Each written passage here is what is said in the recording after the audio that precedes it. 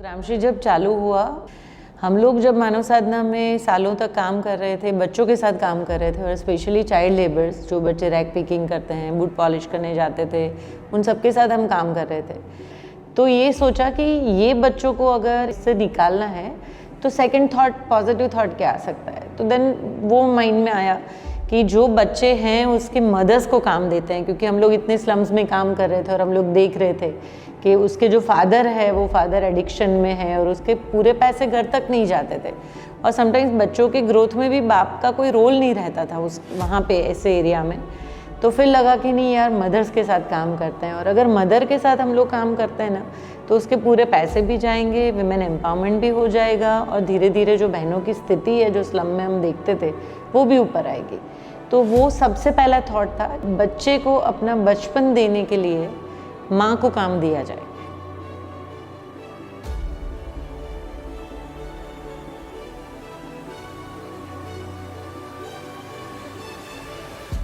You heard our story. Now let us show you the work behind it. This is the second part of our journey. A closer look at what Gramshi has built, nurtured and quietly carried over the last 25 years. And we are proud to finally share it with you. We began with a simple belief that real empowerment begins where trust is built. So we stepped into communities, not to teach, but to listen. Not to lead, but to walk alongside. We worked in slum clusters, bastis, villages, among women who were never given the mic, but always had the voice.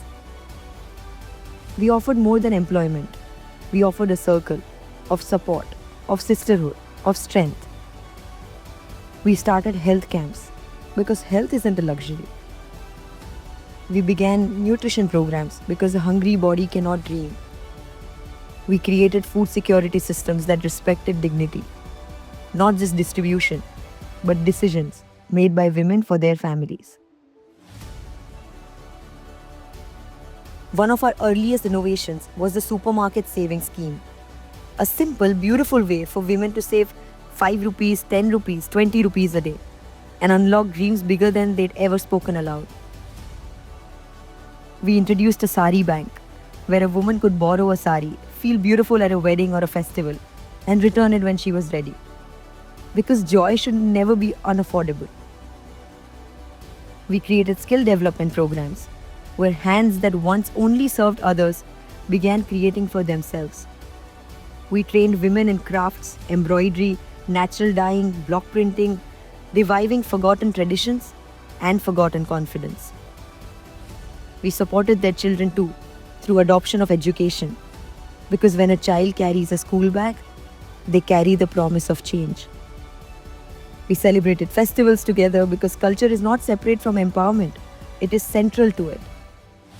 We taught health, hygiene and awareness, from menstrual health to cancer detection, from first aid to self-awareness. We offered cancer treatment, surgical help, medical care in villages where road didn't reach, but where Gramshi always found a way. And then came the kitchens, not for business, but for belonging. Tyagnu Tiffin is not just a meal service. It is seva in its purest form.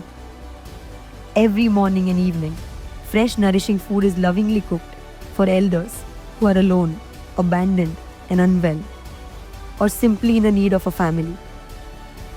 Each meal is made with prayer, served with warmth, and wrapped in the feeling of a home.